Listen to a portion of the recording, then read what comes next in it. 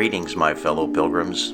I have been wanting to walk the Camino ever since I watched that great movie, The Way, with Martin Sheen back in 2011. Like so many others, I lead a very busy life, running a successful executive and career coaching company, staying active in my parish community, and also as a trustee for Catholic Charities. I've also devoted a lot of my time in recent years in helping take care of my parents.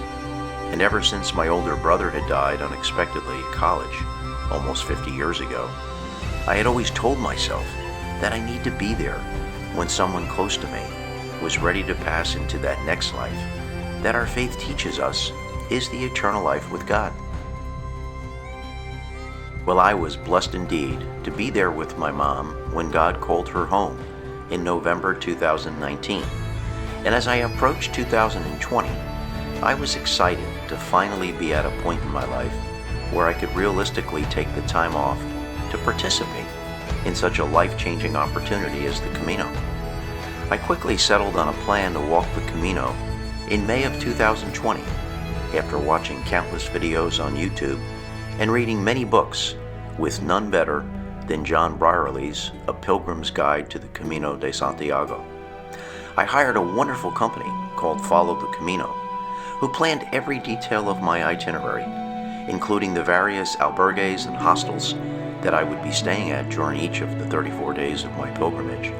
This wonderful company also provided a luggage service that would safely take my belongings from one hostel to the next, so that I would only have to carry a smaller bag on my back, a comforting thought for this 66-year-old pilgrim.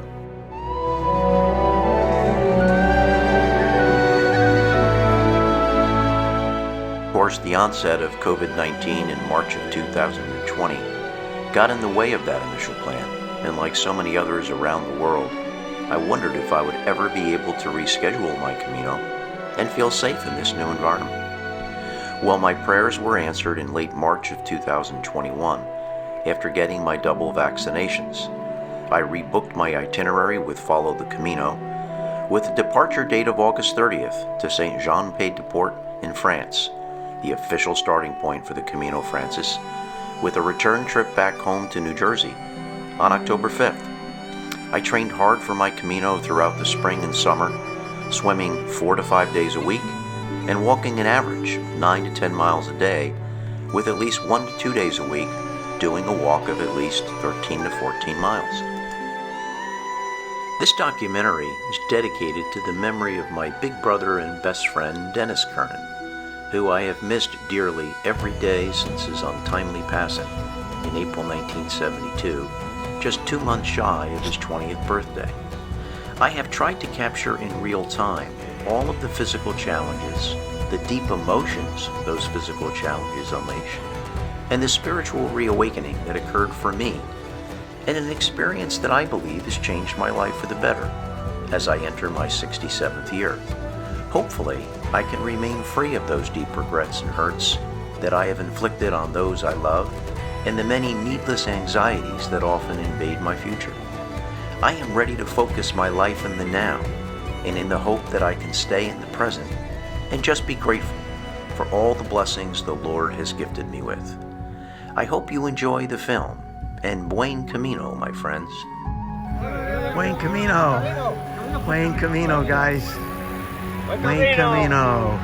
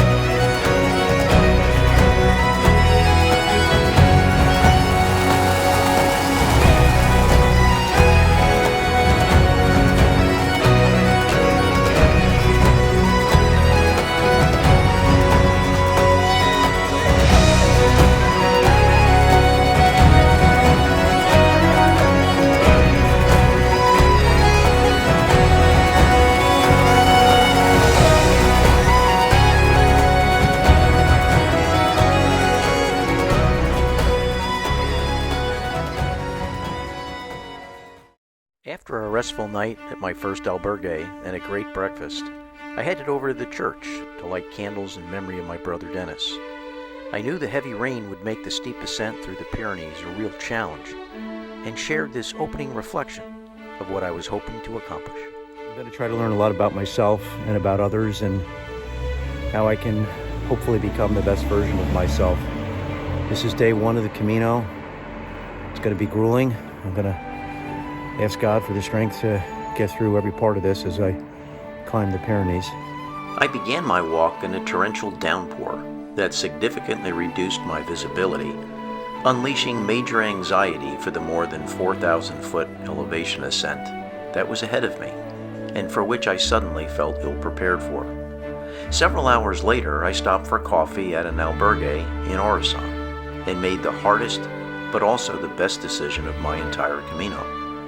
Many other pilgrims like me were also feeling challenged by the rain and the steep ascent up the Pyrenees, and fearful of not being able to make it the rest of the way to Roncesvalles, which was still 5 to 6 hours away. As many of us talked things through, the albergue's owner called us a taxi, which took us to the next hostel in Roncesvalles. I was initially crushed by that disappointment of not making it there on my own, but I learned very quickly that everyone's Camino is different and unique, and that it's important to listen to what your mind and your body are telling you throughout the experience. Looking back, I'm so grateful that I made that decision on day one, because I was able to finish each of the remaining 33 stages, and I'll never know what may have happened had I decided to try and walk all the way to Roncesvalles.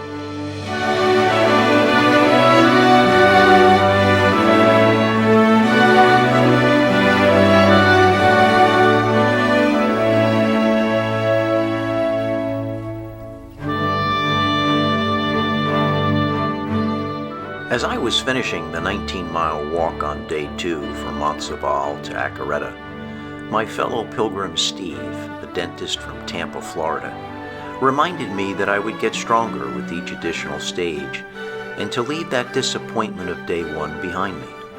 I'll always remember his encouraging words that day that helped motivate me for the rest of my Camino when he said, "Jack, all you have to do on any given day is to walk, and just make it to the next albergue on your itinerary." Even though I felt I was getting stronger with each additional stage that I completed, you also begin to realize that the physical challenge of the Camino stems not just from the steep elevation changes from one stage to the next, but also from the variety of terrain of any given stage, including wooded tracks, gravel paths, rocky trails, rural roads, cobblestone streets, and paved thoroughfares, all of which can cause painful blisters, or in my case, the onset of plantar fasciitis. I'm nearing the end of day 2, and the terrain here is really difficult with all the rocks. That's the hardest part. I thought the elevation change was hard. That's probably still number 1. The physical challenges of those first 12 days of my Camino helped to unleash some deep emotions for many of my loved ones. So I have a great memory of Dad. When I was about 6 years old, Dennis and I used to go with him to Mass at Mount Carmel, and on this one Sunday, we get to the church and Dad said, "Hey guys, we're going to Al's and Harry's for breakfast, but don't tell your mom." Dennis and I went to Al's and Harry's and had breakfast with Dad, and we didn't tell Mom. And I was just thinking about that as I was walking today, and how much fun it was to be with him. Love you, Dad. This one day in Pennington where Mom and I don't remember what store we went to, but we got everybody rollerblades. And I have this great memory of the 5 of us rollerblading through Pennington, through our neighborhood, and also at the end of the experience, it started to rain out, and so that's why I'm thinking of it. And I think we went back to the house and just had a big breakfast or lunch, but that just really tugged at my heart. And I thought about all the times we used to do things together. We did a lot of home improvement projects, wallpapering, painting, decorating, and she really taught me a lot of life skills. And I was thinking about how she really was a master motivator. She knew how to make me want to do my best, and I'm really grateful for that.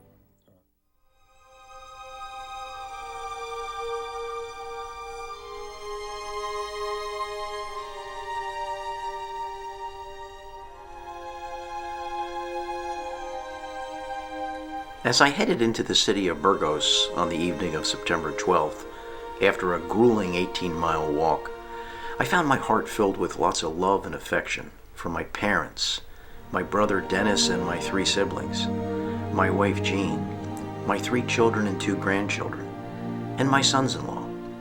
During the past several days, I had recorded a personal video expressing my love to each of them, as well as to a host of very dear friends, each of whom has had a profoundly positive impact on my life.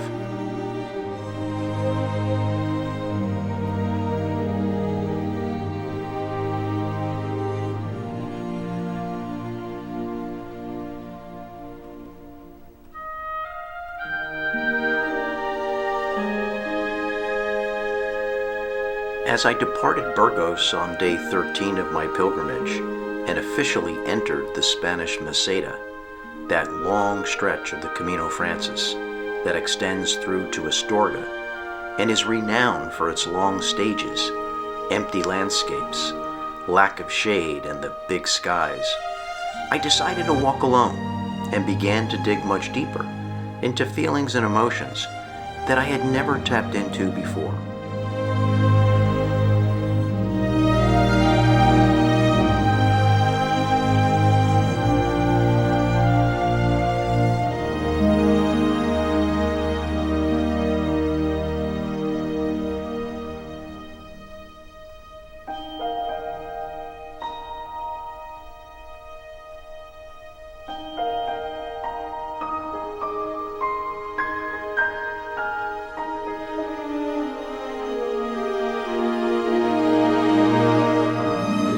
A steady rainfall during many of these days provided the perfect environment for self-discovery, and it was as if the Camino had a way of saying, "Jack, don't be afraid.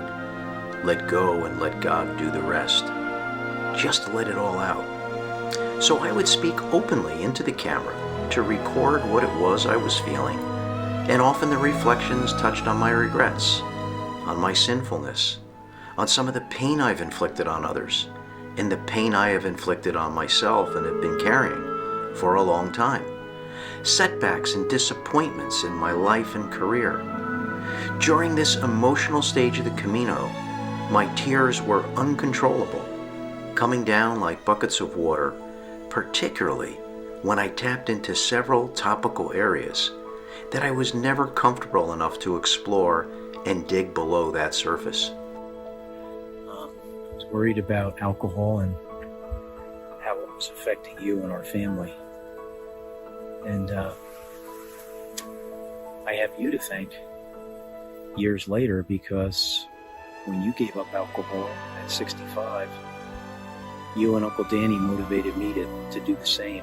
And I know I said it to you a couple of times, but I'm going to say it to you again on your birthday, how grateful I am that you showed me your way was my way, and for me it meant not having any alcohol, and I had you to look up to and Uncle Dan to look up to. We all carry lots of stuff in our backpacks. It's a good metaphor for all the grief, regrets, the losses, the disappointment, and a lot of other things that may have happened in life. And until we sift through them and journey through them, we carry it. And I've realized that a lot in this Camino experience, and I'm trying to let them go. I'm trying to free myself of particularly the regrets, the behavior sometimes I've exhibited with my family, and the losses that I've experienced in my life, human as well as occupational. And so the backpack becomes a metaphor for what you carry. And the Camino is an opportunity to try to let that go. And that's what I'm trying to do on this Camino. Buen Camino. I miss you. I miss all the times we had together. And I miss all the things that I hoped we were going to be able to do together as we got older. And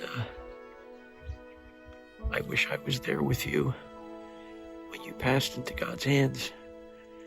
I really can't fathom what it was like for you in those last moments, waiting in line at the bank, and none of us were there for you. You were a great big brother. I think of you every day. You're the biggest loss I've ever had in my life.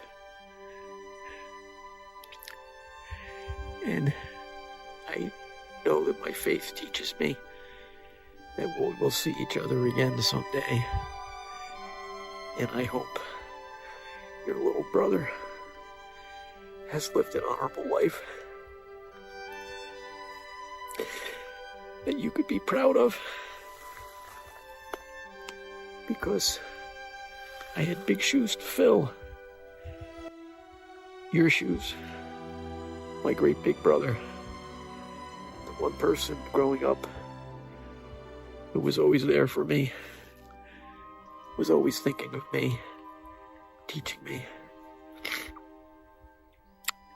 And I'll never forget that, Denny. I love you so much. And I hope I see you again. God bless you. How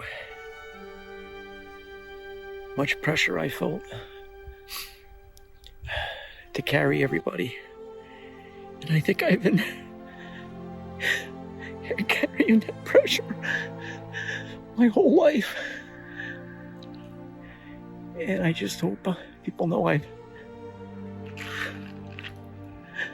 just doing the best I can. I'm far from perfect, but I know my heart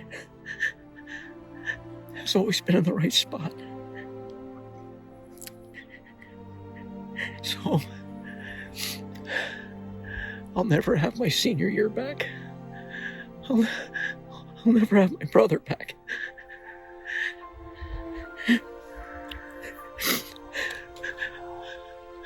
But I want to do better. And I want to be there for the people in my life. My children, Jean, my grandchildren, my sons-in-law, Maddie, Mary Carter, Kathy. You don't get do-overs. All I can do is to do better. And with the Lord's help, I will. Buen Camino. When I was a sophomore in high school, my dad lost his job, and that really made me think a lot about finances and whether I'd be able to go to college. I thought basketball was probably my ticket to a scholarship.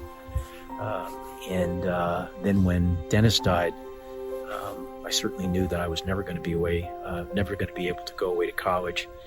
And so that experience and the pain and anger and disappointment that was inflicted on me in that period of my life, I'm sure I've carried with me my whole life. And again, never wanted that experience to fall upon any one of you. And yet, even though it was a noble goal to kind of shield you from what your dad was going through, I was ill prepared for the psychological, emotional things that were going on in me, inside of me, that really, really needed professionalism. Something I was resistant to undertake because it wasn't popular at that time. So, again, I share this with you not in any way to justify anything I ever did during that period that made life extremely difficult for you. But just to try to give you context for my lived experience, how my lived experience really impacted the way I was and the way I am now. And my hope is that that maybe by knowing that, then each of you might be able to find a way to move through whatever pain that experience has caused you. So I share that with you. And thanks for letting me do that. And I love you very much. I know very well, always have, what some of my burdens are. There are things like the sins you commit against others who you love. It's the way you sometimes treat people. It's the regrets you have. It's the disappointments you've had in your life, the losses you've had in your life. There's a long list of burdens that all of us have. And for me, I realize now more than ever, when you carry that stuff in your backpack, it weighs you down. And I so don't want to be weighed down anymore. Each of you have forgiven me for my sins and my transgressions. God has forgiven me. But there's something about forgiveness that's hard to accept. You have to forgive yourself. And I'm hoping that through this experience, I can forgive myself for all the ways, all the times I haven't been the person I thought I was, that I know I could be, and that I know God wants me to be. So I think the tears are starting to come because I know I'm getting close to that moment, and Mom knows I've got the rocks in my bag, and I just so want to let go of that burden and move on.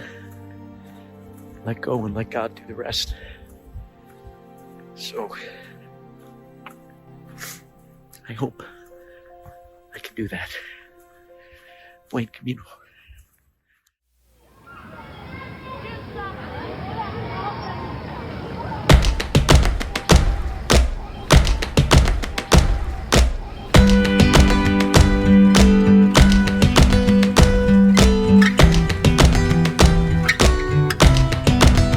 Dear younger me, where do I start?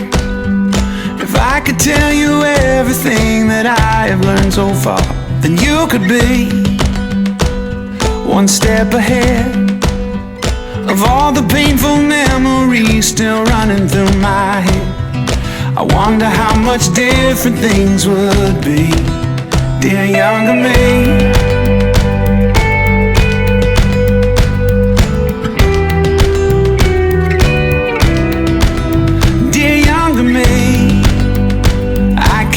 Decide, do I give some speech about how to get the most out of your life, or do I go deep and try to change the choices that you'll make, 'cause they're the choices that made me. And even though I love this crazy life, sometimes I wish it was a smoother ride, dear younger me. Dear younger me,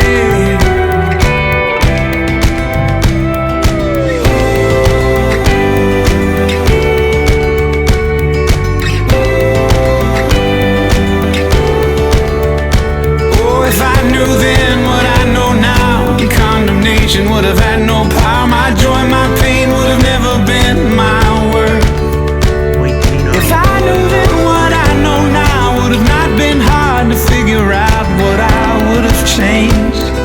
I had heard. Dear younger me, it's not your fault. You were never meant to carry this beyond the cross, no. Dear younger me, you are holy, you are righteous, you are one of the redeemed, set apart a brand new heart. Oh, you are free indeed. And every mountain, every valley, through each heartache you will see, every moment brings you closer to who you were meant to be. Dear younger me, dear younger me, you are holy, you are righteous, you are one of the redeemed, set apart a brand new heart. Oh, you are free indeed. You are holy, you are righteous, you are one of the redeemed, set apart a brand new heart. Oh, you are free indeed. You are holy, you are righteous, you are one of the redeemed, set apart a brand new heart. Oh, you are free indeed.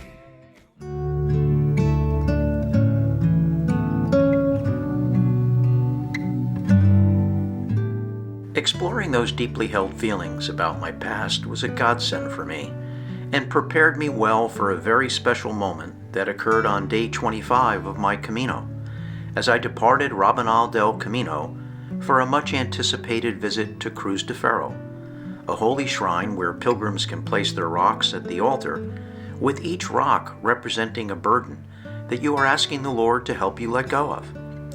Every burden any one of us carry, regrets, sins of our past, our transgressions, anger and resentment we may be holding on to from past hurts, setbacks in both our personal and work relationships, dreams that we may have had but never materialized, the weight from all the losses we have experienced during our lives, and that endless list of anxieties that I know I carry for my future.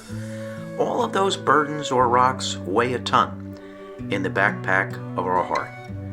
Even though my sins had already been forgiven by an all-loving and merciful God, and by those very individuals whom I have hurt at various times in my life, too often I had failed to forgive myself, and I continued to carry them in the backpack of my heart.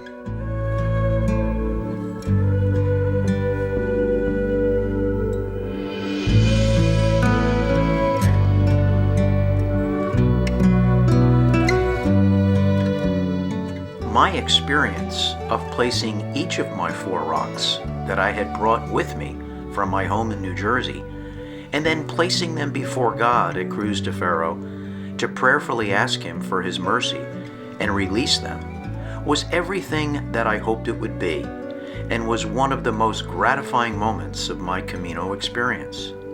I was so grateful that my friend Neil from Ireland was with me for that very special moment, as he had also lost a brother tragically when he was only 20 years old. That day also proved to be one of the most challenging days of my pilgrimage, as the descent from Cruz de Ferro to Ponferrada of more than 900 meters took place over some of the rockiest terrain I had yet to encounter, and was made even more challenging by a heavy rain and intense fog that limited my visibility.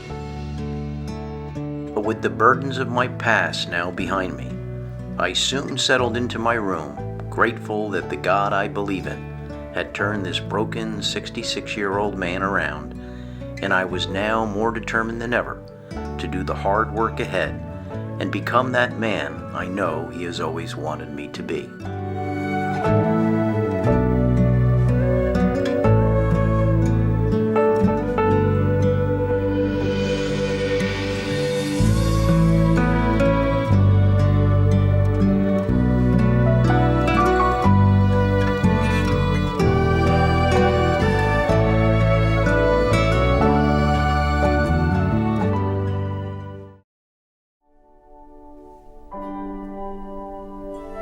So many times throughout my Camino experience, I couldn't help but think back to my favorite scene in the movie Field of Dreams, where just like the lead character Ray Kinsella, I found myself saying, "Jack, is there a heaven?"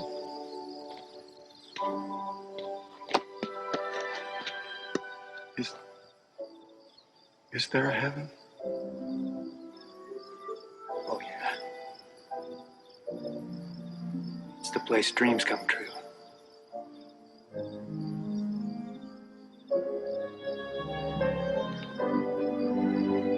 For me and the other pilgrims, it felt as if we were experiencing what heaven must really be like, and the way my own life could be back in New Jersey, and for society at large.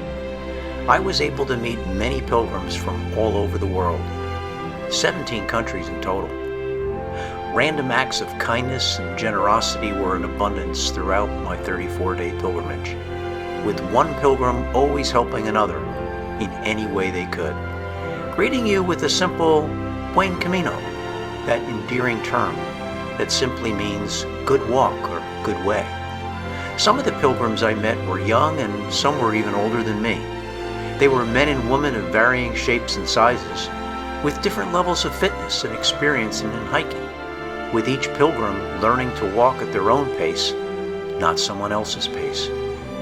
In walking the Camino de Santiago, I discovered that special place where everyone truly becomes your brother and sister, and where equality reigns supreme, with no distinctions whatsoever about a pilgrim's age, race, gender, sexual orientation, or even economic class.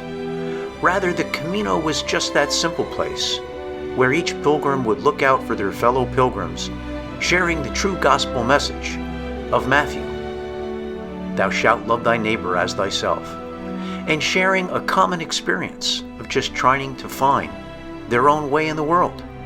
Some people like me were walking the Camino for religious reasons, or seeking a deeper spirituality in their daily life. Others came after suffering a setback, a hardship, or a painful loss in their life. Still, other pilgrims had come because of how the pandemic had impacted their daily work-life balance, and hoping that the Camino could help them discern a new way forward.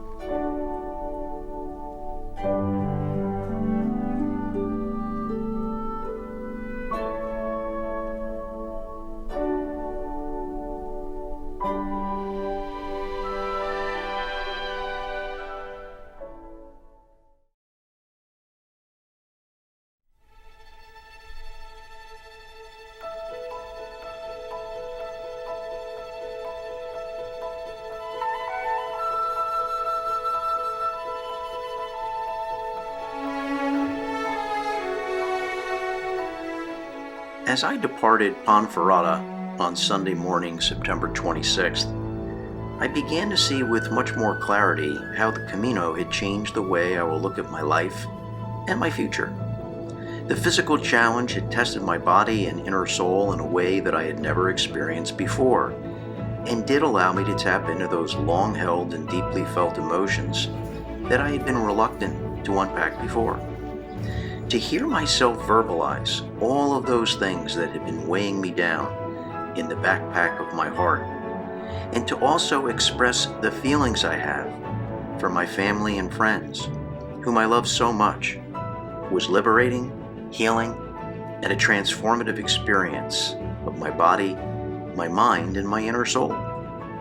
Leaving those lifelong burdens of my past behind and those anxieties of my future at Cruz de Ferro allowed me to embrace more fully what I think the Lord has been calling me to do at this latter stage of my life.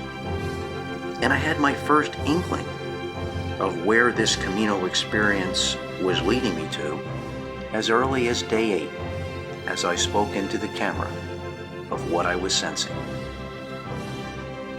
A good part of my life, I've had a tendency to scratch the itch of the past and some of the challenges and disappointments, setbacks I've been through, but also scratch the anxiety I've always had about the future, about the uncertainty, about the not knowing what all the potential outcomes can be. And I think what the Camino is teaching me so far is that I got to be in the present. And when you're here and you're by yourself and you spend a lot of time by yourself, you know that you have to be in the present to make it to that next stop, which is really the only objective on any given day, is to get to the end of the stage. And so my hope is that I can take that insight with me and push away the past worries, the past regrets, the past hurts, push away the fear I have of the future, and just be happy to be in the present with whomever I'm with. And hopefully that will be my family, my grandchildren, and especially my wife, Jean. Buen Camino. And later that day, a powerful reminder that with all of the churches throughout this beautiful country called Spain, a reminder that God truly is everywhere. After 8 days, one of the beautiful things you realize is that every city or town you go through, you can see a church in the distance. And for me, it's a friendly reminder that God is everywhere and He's ever present. And I know for me, a lot of times I don't see Him. I don't look for Him. I don't hear Him. And that's one thing I want to do, be more intentional about, is looking to see God in all things and all people, which is a great Jesuit philosophy. And so whether you're a practicing Catholic or whatever your faith may or may not be, whether it's a church, a synagogue, a mosque, it's just a reminder to me that you don't need to call God, you don't need to text Him, you don't need to email Him or tweet Him. He's always there, you just got to talk to Him. And I'm going to keep talking to Him. Buen Camino. I've always had trouble sitting in discomfort, so I would check as many boxes as I could, always welcoming all the new tasks that would fall on my plate. It kept me busy and super productive, and I loved taking on new challenges to climb every new mountain I could, as I was the classic overachiever. But in that experience, I would often miss special real-life now moments that I now know I will never get back. Fortunately, the Camino has given me many memorable now moments that I will treasure for the rest of my life, especially the opportunity to meet some really special pilgrims from all over the world and to meet so many lovely local Spanish people who went out of their way to take care of me and all the pilgrims walking the Camino. I'm also grateful that I was able to learn more about Spain's rich culture and history, and to see firsthand the farmland, the majestic mountains, the beautiful sounds of nature itself, like the sound of cowbells ringing across the Spanish plains, and especially those breathtaking landscapes, which really hit me as I was finishing day 27 on my way to O Sobrero. See in the background, the landscapes here are just stunning. And one of the benefits of this high elevation change that took place today, over 1,000 meters from start to finish, is the view I'm getting right here at the top, as you can see in the background. So if only I could do this every day, stay in the moment. Buen Camino. But by far the greatest gift I received on my Camino was to see more clearly God's call for me to go back to my real life in New Jersey and to celebrate more fully the gift of the present, to stay in the now in every moment and with every person I get to interact with, to celebrate all of those special communities He has blessed me with, like the clients I'm privileged to work with, both for my own company as well as at Get 5, to all those fellow coaches I get to interact with and learn from, to my friends in my parish community at St. Catherine, St. Margaret, and Spring Lake, to my special band of brothers who share their faith journey with me at Men's Cornerstone of St. Rose in Belmar, and to all those very special people who I get to work with at Catholic Charities, who really make a difference in people's lives and who restore a sense of hope, of purpose, and dignity to so many of our fellow brothers and sisters.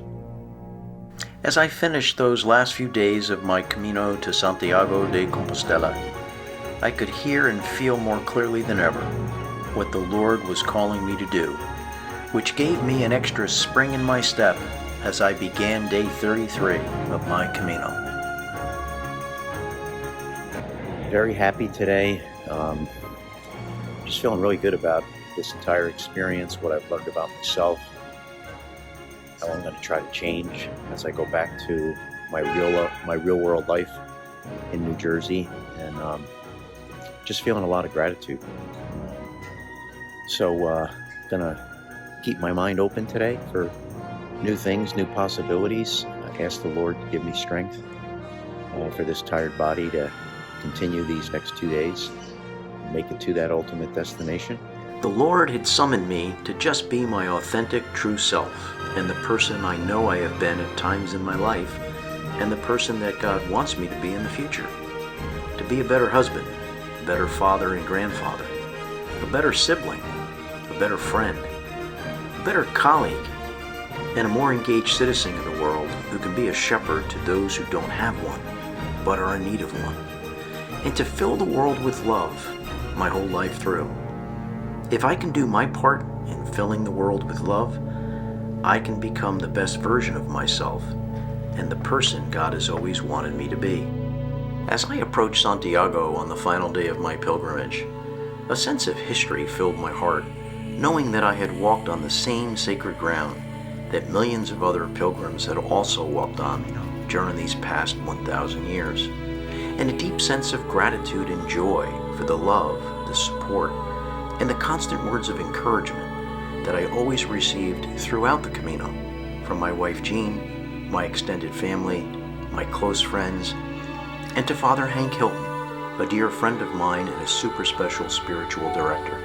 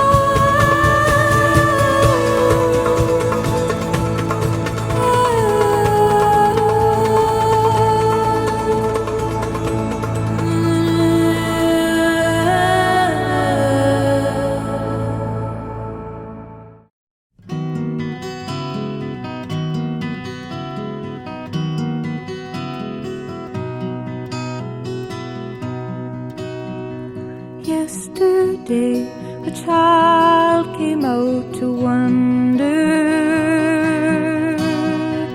caught a dragonfly inside a jar. Fearful when the sky was full of thunder, and tearful at the falling of a star. And And the seasons, they go round and round, and the painted ponies go up and down.